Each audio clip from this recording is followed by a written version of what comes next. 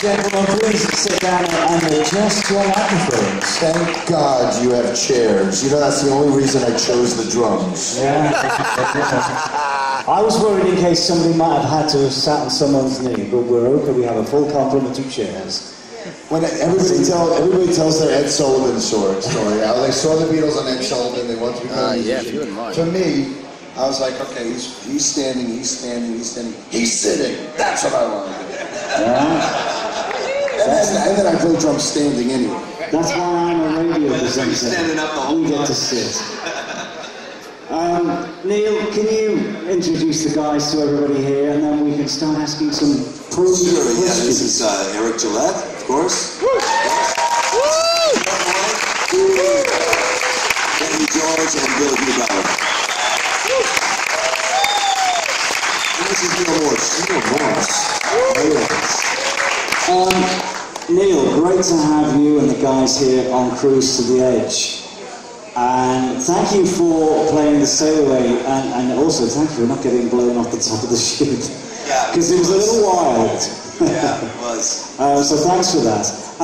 We do have a sick soldier here, Mike, and you know what, this guy's incredible. Despite being not too well, you know, he's playing his heart out. So give the guy a round of applause for that.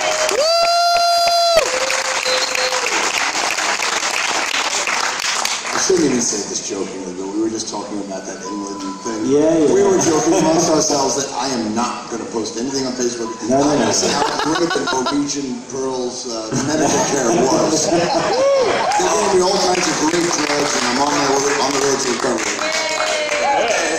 But having said that, you know, I'm from England, and I saw what this guy did and said, and you know what? He was innocent. This guy was not guilty, okay? You know, but some people like to make a mountain out of a molehill. And that's just the way it goes. Like everybody with a computer. Yeah, well, that's pretty much it. And anyone who's signed up to Facebook, but, you know, Mike, we're not all like that in England, so I hope you don't hold that against us. Not all of us, anyway. Yeah, well, leave the room. The whole thing, I want to talk to you about this recent release that's come out, Morse Fest, which I watched, well, as soon as I got sent it, I watched that and went, wow, where did the idea come from that? Because it's just phenomenal, and it's almost like Field of Dreams, if you build it, they will come, and they did. So where did the original idea come from for Morse Fest? Well, it was Mike that actually named it Morse Fest. He was like too shy or humble, modest to call it that. Oh, I don't know. We were just going to call it, you know, a weekend of, you know, testimony and more. I was going to call it what the albums were. And he started calling it Morse Fest. So, but it started with the pastor of my church actually asking if I would do a concert in the church. And at first I thought, he has no clue what goes into having a concert in this venue. You know, it's not like it's just not set up for that. And I didn't think it would really work. And also, I don't have a huge fan base in Nashville. I thought, oh, that won't really work either. Oh, maybe, well, there's two songs, so we got to see. Well, three, okay. Oh, it's three, there you go. Three's a crowd. Yeah, but I went for a walk with my wife, and she's like, well, yeah, but if you were going to do it, you'd have to do you'd have to do a whole weekend and, you know, do whole albums. You'd have to make it attractive enough for people to travel in.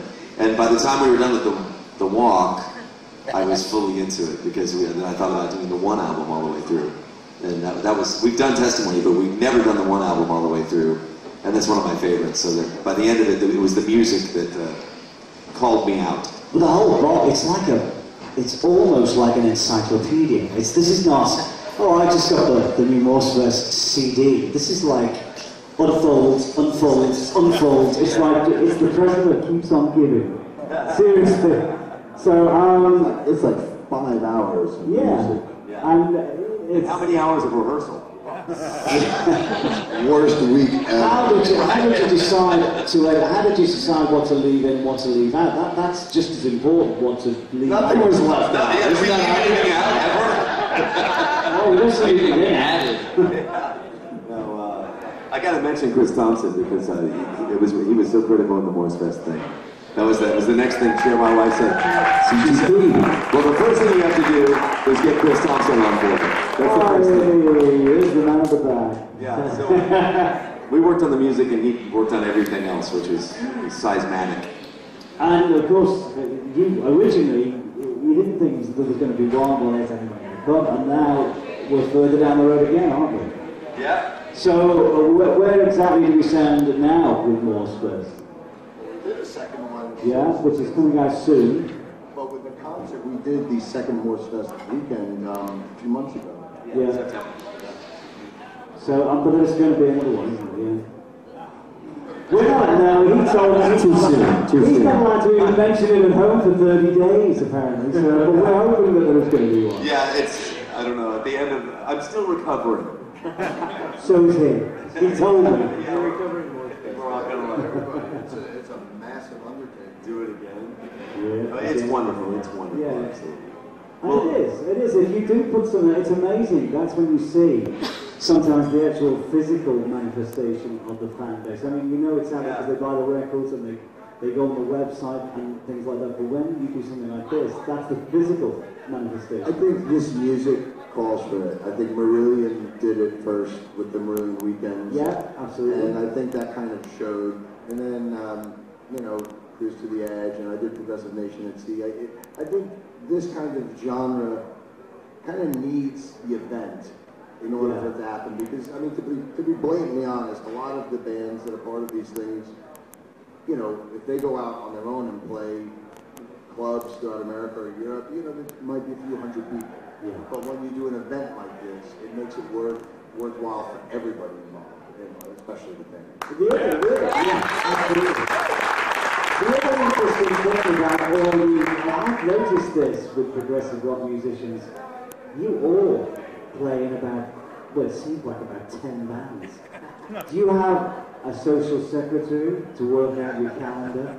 Because, I mean, you guys must be, I mean, I know they always say James Brown's the hardest working man in showbiz, but I'd say progressive rock musicians usually the hardest working. Yeah, Mike, I mean, you know, single-handedly helping the economy. It's only 6 right now for me. I capped it off at 6. You're richer with them.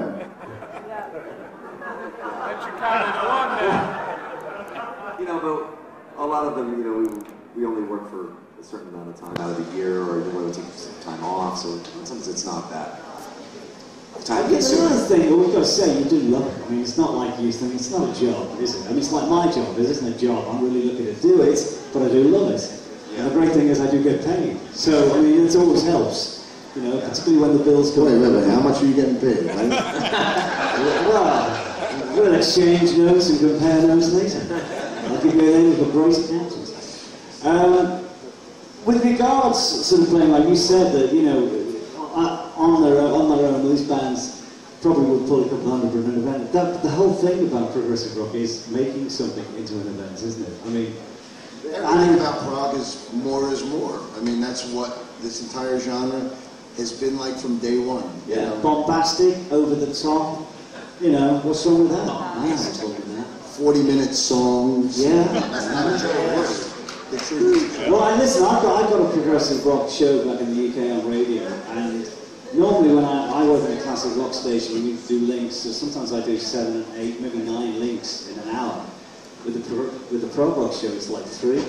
I'm serious. The DJ is like, it's the perfect like bathroom break. If you're in the bathroom, just put on a prog rock. I know, you know, listen, go to the bathroom, read a book, War and Peace. Write a book, visit some friends, and then you're back in time for the last 10 minutes of the song. So. Yeah, I was telling my friend down here who was helping us with guitars at this thing. I said, "Oh, well, you know, between Waterfall and the end of Alive Again, it's going to be like probably like a half an hour you'll have to like change the guitar. So especially with the switching around thing. So yeah, you got plenty of time." Which is a good thing for some and maybe not for others. But yeah, I mean, but when you're playing live, I mean, it's Captain Many Hands here. He's like playing the guitar, singing, then he's on the keys. And I'm thinking, how does he do that? I mean, you put a lot into it. But then, you know, that's the prog way, I guess. I mean, Bill has the record in the band, though. Bill's got the record for most instruments played, right? Yeah. I think so.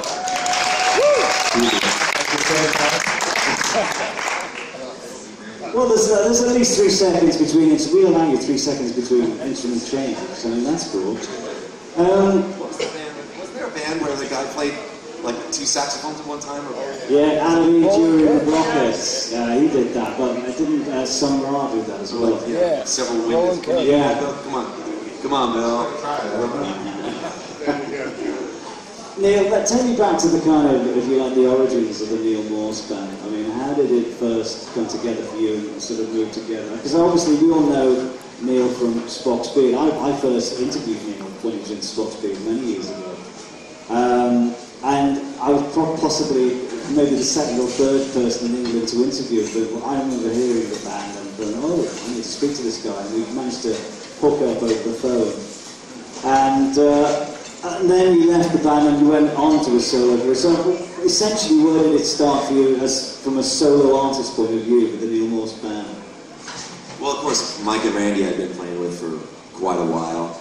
And I had a lot of different bands. You know, I had a band in Europe and then different American bands that I've been working with. And I came to a point where I thought, you know, it would be great to get just one 5-piece, you know, lean, mean prog machine kind of thing. You know? And so we had YouTube auditions, actually. And Eric here couldn't decide whether, I think, no, he sent in an audition tape for keyboards and guitar. So he can play all this stuff on keyboards too. One of the gig, man. No, he didn't send in he didn't send in a drum tape. I don't think. No. Could have though. Yeah.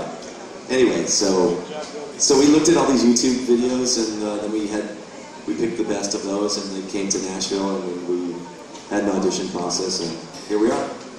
You obviously like being part of a band as well. I can tell that. I mean, it's your name on the sort of marquee at the front. Well, actually, technically, this is the very first album, I'm pointing at the screen, that says the Neal Morse Band. Right. All of his other albums just say Neal Morse. This Okay. is the first one that has the Neal Morse Band.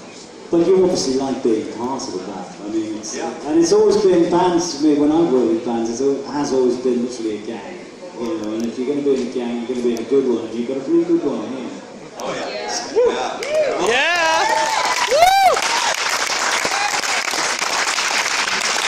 So, with regards to the band playing places, I mean, obviously you did Cruise to the Edge. You started. Thank you for doing the sail. As we said, it was a bit rough up there. And I went away. And I went, well, I wish you luck. I'll be introducing you. And I came back half an hour later, and we were joking. We said, and I know you shouldn't really take the Lord's name for things like. We were joking. Said, "I have to work with the guys who I've been impressed." Yeah, so have I. And I went back half an hour later, and it was like, hey, what's happening here? It was a little smoother, the wind had dropped, and you were killing it. Seriously, you guys were really into it and doing the business. And I thought, hey, well, we're going to make the things. Maybe somebody's looking down on us kindly. Yeah. More than you know. Yeah, well, you know, listen, I'm sure it was, but so that's great. With regards going across the world, how easy is it for you as an artist and the Neal Morse band to sort of move across the borders and things? Because over the last 15 years or so, it's become very difficult. I know, having interviewed lots of bands, it's not sort of, the getting to these countries, it's going through all the customs and everything else. It's a lot harder to tour these days, isn't it? Through necessity and security, and I don't have a problem with that, and I don't think anyone else does. If you've got any sense, you don't.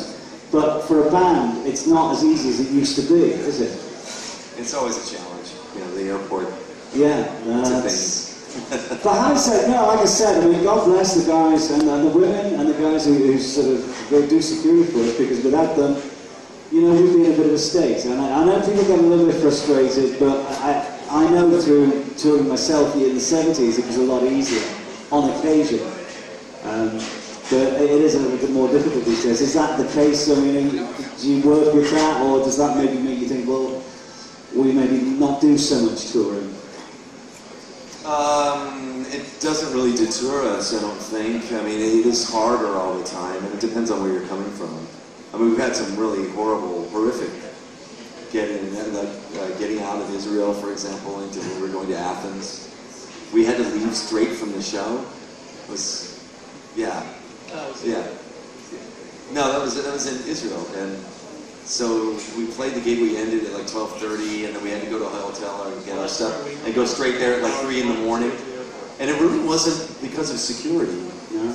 They couldn't seem to grasp that we had, 6 guys and 11 pieces of luggage, and that I was just going to pay for it. They just kept asking me that.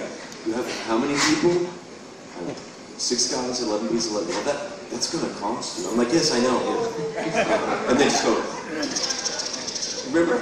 There was that. It was like we just stood there forever. It was incredible. Yeah, it took them like 3 hours just to check us in. So yeah, I mean, we go through a lot of that. I mean, I hate airplanes. Put me on a bus any day of the week because even for like a 1 hour flight is a 6 hour process. Yeah. So whenever we can be on a bus, I definitely prefer that. Yeah, well, and I'm going to say yeah, because I get into bus mode when I tour with bands. It's like, yeah, you get under the space, you get the lounge, you got to do after the show, you get on the bus, you can hang out, you can stay up till 3 or 4 in the morning watching movies or drinking. Eating the rider. Then you bunk, you wake up the next day, you're at the gig. Yeah. And can I ask you a question? Because I always used to do, did you take the rider from the gig with you? Because we always did. Oh, yeah, of course. Back in my, I haven't drank in 15 years, but back in my drinking days, I had... You're laughing because I'm talking about my drinking days? Back in my drinking days on the rider, I had, like, Monday was a bottle of Jaeger, Tuesday was a bottle of Quavo, Wednesday was a bottle of Jack, and at the end of the tour, I would go, make sure the tour ended, like, in New York, and I would just unload everything at my house, so yeah. Must have been great coming around to your house at Christmas. Even cigarettes. I even had cigarettes on the rider back in the day, too, but this is all a lifetime ago. So, back to the question, I mean, so it doesn't deter you touring then, so hopefully we can expect to see you in the UK. I'm being selfish here, sorry. Because I'd love to see you guys in the UK again. You mentioned it earlier. No. I was going to make a healthcare system joke. But No. I mean, yeah, I don't think we've ever done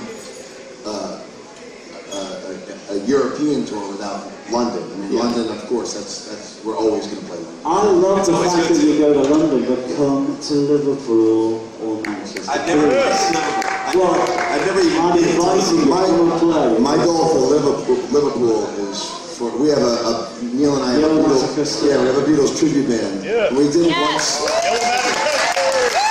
We did it in 2003, did it again in 2011.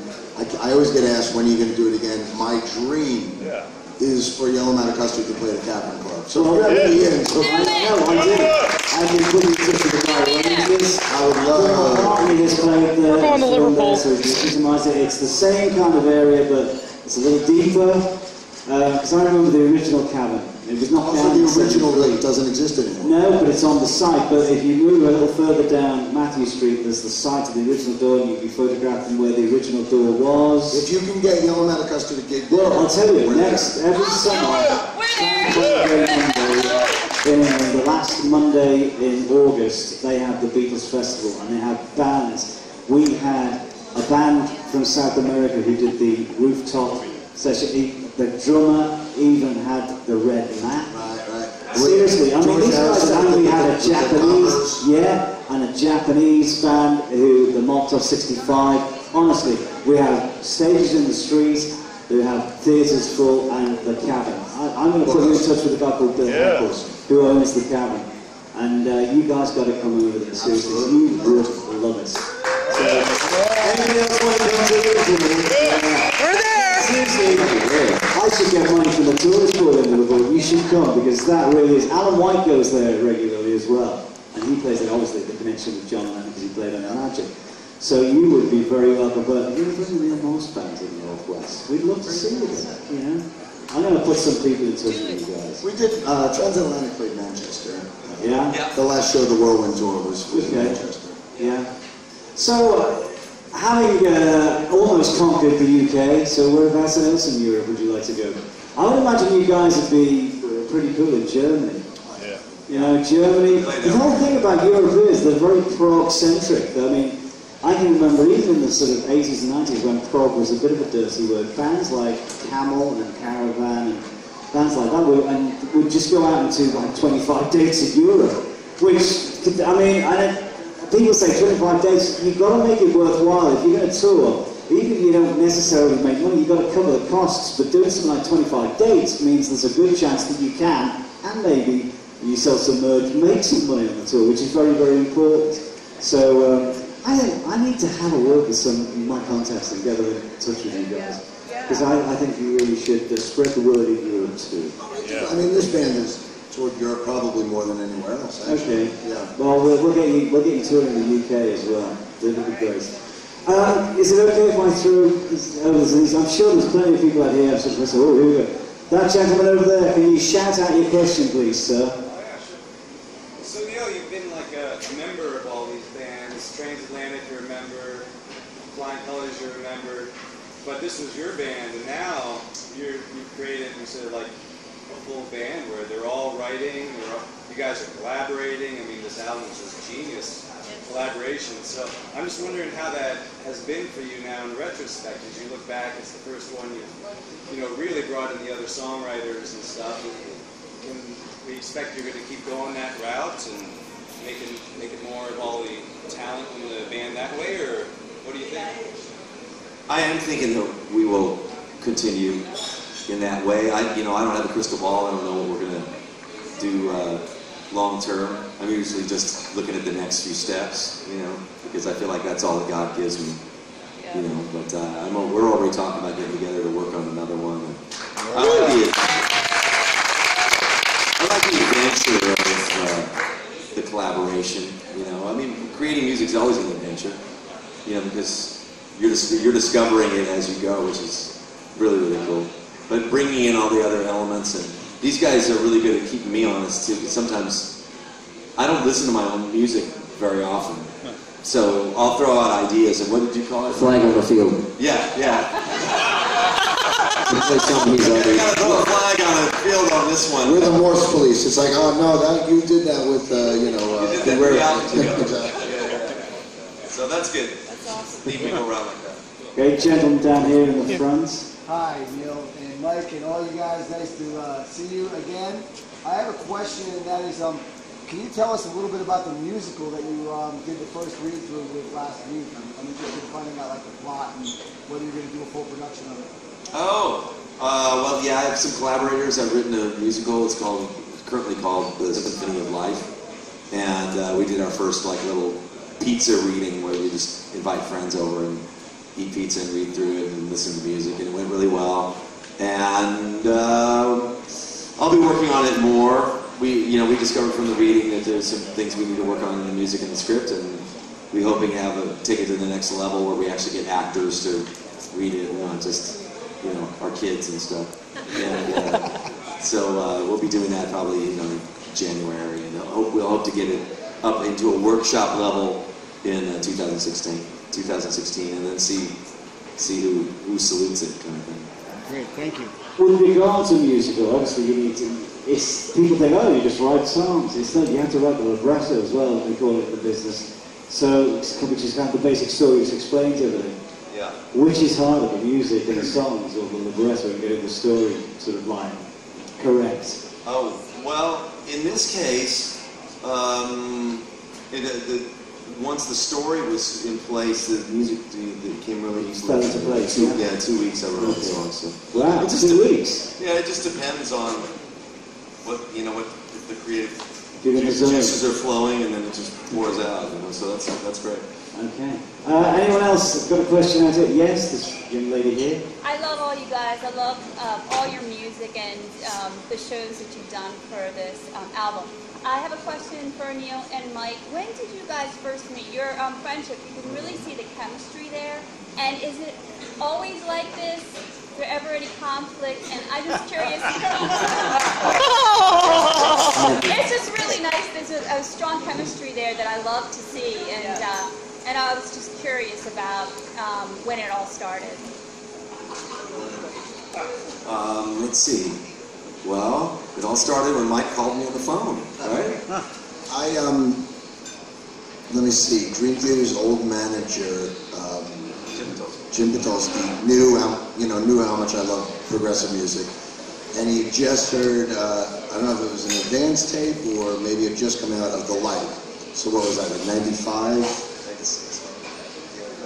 Yeah, so I just heard The Light, absolutely fell in love with it. Because I was in the early days of Dream Theater, I would get tapes every day of all these prog bands. And to be honest, they all sounded like Dream Theater wannabes, and it didn't appeal to me.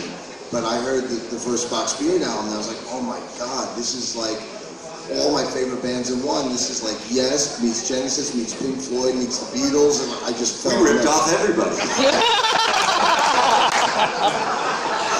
So I immediately fell in love with them, and I actually talked with Nick before I met you, I think. Nick and I hit it off, and then I eventually connected with Neal, and you know, we just became friends, and I remember saying how I would love to do a project someday, a prog, like, side project, and that's when we put together Transatlantic. And actually Transatlantic really started in '99, but I think we were trying to get it around '97, '98. There was an original incarnation that kind of fell through and never happened. But, you know, as early as '97 or so, we were talking about doing something together. Eventually did Transatlantic, and then I also took Spock's Beard out with Dream Theater in 2000. So that's where it began, but at this point now, we play together in 4 different bands. We've done 16 studio albums. Who knows how many live albums? 16 studio. Don't tell me what they're all like. Mind-boggling. Yeah, it's true. But yeah, I mean, I am the biggest Neal Morse fan on earth. I mean, he is one of my favorite songwriters of all time. Right. Immediately fell in love with his music the minute I heard it. Yeah. And he's become one of my dearest friends on earth. You know, he's helped me on such a personal level as well through the years. And I thank God for our relationship.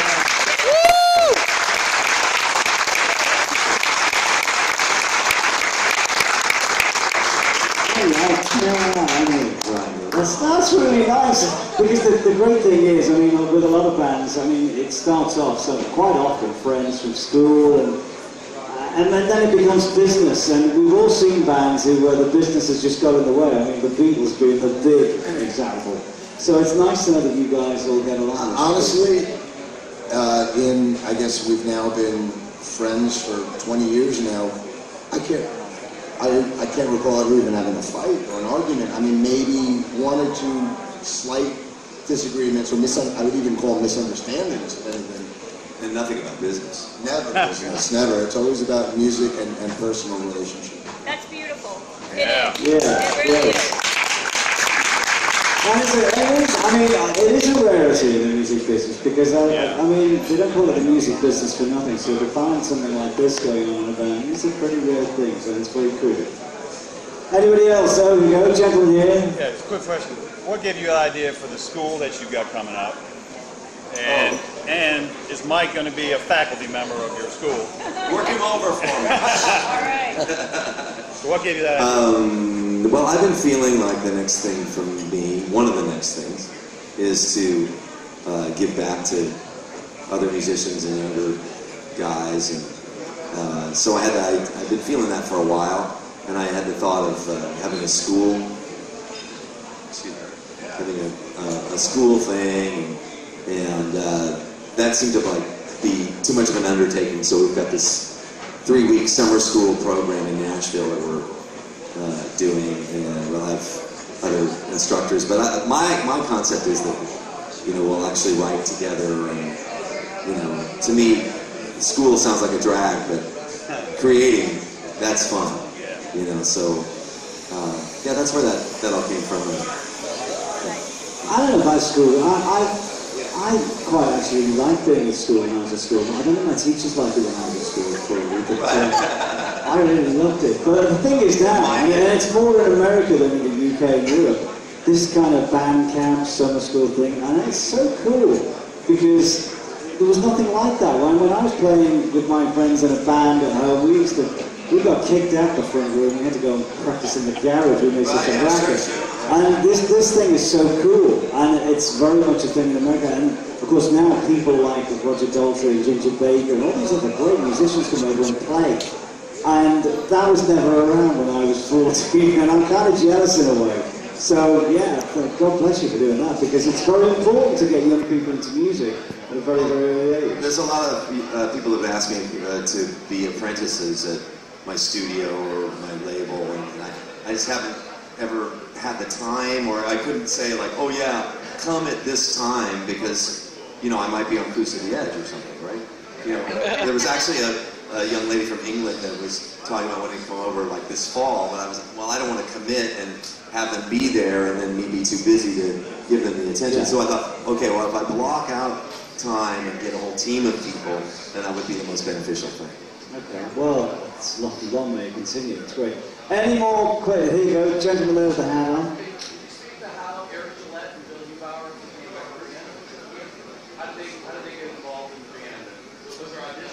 Let's hear from them, shall we? Yes. Yes. Yes. Eric. No, so I was cruising Twitter one day and saw he was deciding to have open auditions via YouTube. So I was like, I've been a fan for years. I think one Christmas, that was one of my requests for a Christmas present from my parents, was the Testimony DVD. I was a fan of Mike, and that's why I heard about Neal, and when I saw the DVD, I was like, wow, this is amazing. So when I saw that Twitter post, I was like, okay, I gotta be part of that, or at least attempt to be. So, Did you learn all the testimony stuff? Parts. Parts of it? Maybe air drums or Air something. drum. Yeah, he was About all Mike's. He was like 2 years old, I think. Yeah. I bought all Mike's drum DVDs and ripped him off. So yeah, I think 2 or 3 songs we had to submit via YouTube, and you just put them out there and wait to hear back. And I think it was maybe a week or 2. You just kind of twiddling your thumbs waiting to hear. It was part of the creation, Lifeline, and the guitar solo from It's For You, I believe. Did you play keys as well? I did keys on the creation. I did guitar on the rest. I figured that would up my chances. Playing the odds. I think it worked out. Oh, they had to all sing as well. Yeah, we had to sing. We wanted singers. Bill? But you're missing the best part of the story. Oh, did I? And the original vision was for a 5-piece band, but we had another guitar player, Addison Sodre, and he was so compelling. It was like, well, we got to have Addison, but then it was like, well, Eric he can play everything, and he can sing, and it would be great to have an extra thing. So I don't know. Somebody asked Eric, pulled him aside, and said, "Would you be interested in like being like the utility guy and playing, you know, the extra parts and singing?" And Eric's like, "Yeah." And that was it. And then the whole rest of the evening, after you announced who was in the band, he wasn't sure. That's a lot of people. I'm not the master of communications. Me neither. But Eric, you're in the band, by the way. Yes! Thank you guys. Good night. So in the mid-90s or so, I was pretty much bored with music. It became pretty uninteresting to me. And I have a friend who I met, Jim Tolsky, who we talked about, who also turned me on to, well, they were based Inside Out. The U.S. office was based in Pittsburgh, so and check these out. I got Kindness of Strangers and some Flower King stuff, and I had no idea that any of this kind of music was still happening. So this was a big reawakening for me. And then I started playing in, I was playing at church, and I started doing some progressive Christian rock stuff. And then I found out, because the internet was becoming a big thing, that there were other bands that were doing that too, like Randy's Ajalon. And so we kind of connected online, and there was kind of a community, the Seed Prog community there. And so I had all my emails for the Seed Prog email list coming into a folder on my computer.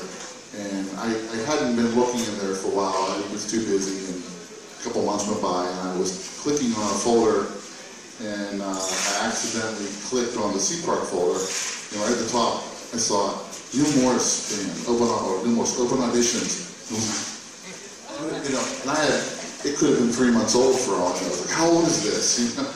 And it just happened to be right, you know, right then. And and then I thought, oh, can I do that? Can I go back to do that? All right. I was like, I didn't know. I was like, well, no. The thing was, that's really fun. Well, here's the thing. The hardest part about the music isn't what you think it is. It's the fact that when you start playing a song as a musician, a lot of these songs you can't keep the whole song in your head at one time. You can only think ahead like the next 2 minutes or 3 minutes. And so these 20-minute songs, you don't know. There's this level of like, I just have to trust that when we get to the next section, I'm going to remember what happens next. What key is this theme? And then there's the same themes. It's the same theme, but in like 10 different keys. And which one is this one? This is one that's half as long, or this is, you know. So that was the thing. That's why in main stage in the computer program, you can change all the keys, so you play it in the same key. Hey, that's not fair. I learned so many cheating techniques from cheaters. So yeah, so that was me, and I was a big fan of Neal's music, and it was just, I couldn't believe it. You know, even I think like a lot of the guys that got called down, I was just happy to come down and for the audition just to come down and jam for a little bit. If that was all that came out of it, that would have been great. So I think it's interesting that both of these guys, during that process, they both did way more than what was required or asked for.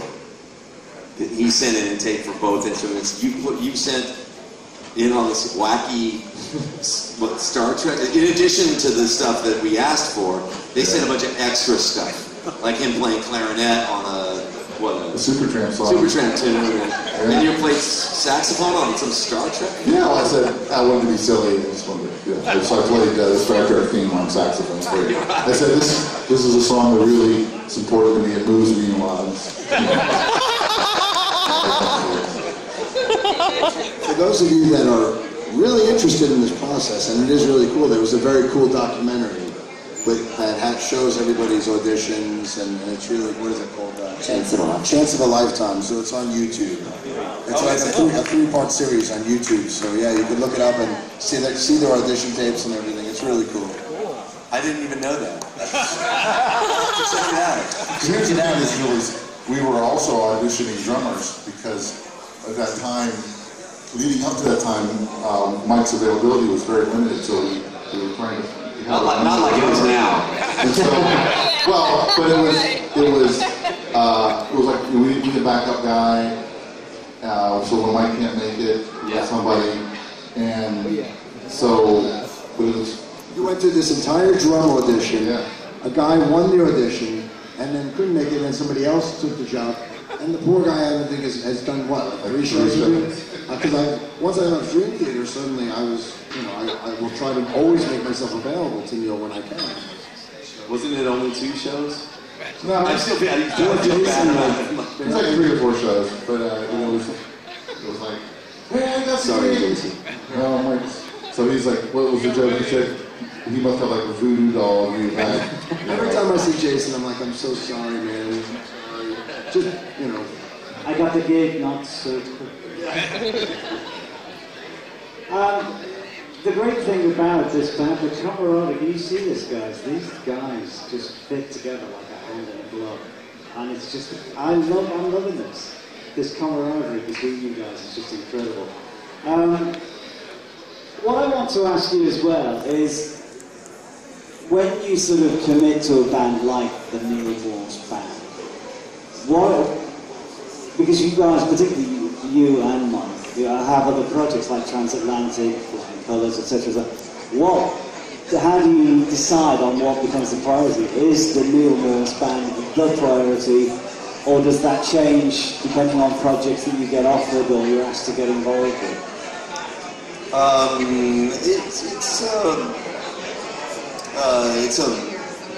should I put this? it's kind of a process of, I think, what's going on at the time. I mean, right now, Mike's very involved with the winery dogs, and that's his primary thing for him. And so we just kind of take it as it comes, and we'll work on the next record and see, you know, where it feels right to flow from, and where the touring seems like the right thing. But, you know, I have a lot of different. I think we all have a lot of different things that we're focused on, and projects that we're juggling. And do you think that makes the Neal Morse band that much stronger, though? Because you all got different things on the goes on, but when it comes together, you all bring the sort of same power together to bring everything together, and everyone's got their shoulder to the wheel, and you're all, without any pun intended, reading from the same hymn sheet. Yeah? I don't know, could you maybe shorten that to like 5 words? 5 words? Okay. Well, yeah. Hey, listen, I talk for a living, but I like doing it in my spare time too. What can I tell you? Is it a case of, you know, when you've all got different projects, when you do come together, it's that much stronger because you're all, as I said, reading from the same hymn sheets. You're all on the same level. Yeah, you know, the beauty is that everything comes around in cycles. There's a time that things happen. There's a time transatlantic happens. Are you sure? Time foreign colors happens. Sometimes you're close apart. Are you dying? Sometimes further apart. Sometimes you're close together. Neal Morse band has sort of been a more regular cycle that comes and goes. We've been doing an album, except for a couple of years, we do it every year. So, you know. Even before the band. But more to the answer to your question is that, yeah, we all look forward to it. You know, there's this chemistry, synergy. Everybody's, we have the same kind of work ethic, and that's the thing I think that works, is that we can all sit down and just focus on the task and get it done. You know, thanks to Chris Thompson, Mr. Get It Done. But, yeah, you know, we always look forward to it, and we always strive to try to take it, at least I try to push these guys into new areas and things. But, you know, we always try to not sound too much like something we've already done. But inevitably, we do have a sound, and people like that, and we don't want to lose that, because it works. It's not something it's just something that happens naturally. So, yeah. Yeah, well, it does work. I mean, I know everybody who witnessed you guys on stage, on the pool stage, it did work. We're going to have to kind of bring this to a close. I could talk forever on this thing. What I want to ask you is, looking ahead to next year, what have we got to look forward to from the Neal Morse band next year? If anything, are you going to maybe take a little break to do some other things? Well, hopefully, we're hoping to have a new record next year, towards the end of the year. Okay. Yeah. And presumably touring after that. And if I can get you to Liverpool to play the Cavern in August, maybe doing that too. Okay. Yeah. Well, guys, it's been great talking to you today. Thank you for appearing on Cruise to the Edge as well. I'm sure all these people here would love to give you a big round of applause. The Neal Morse Band.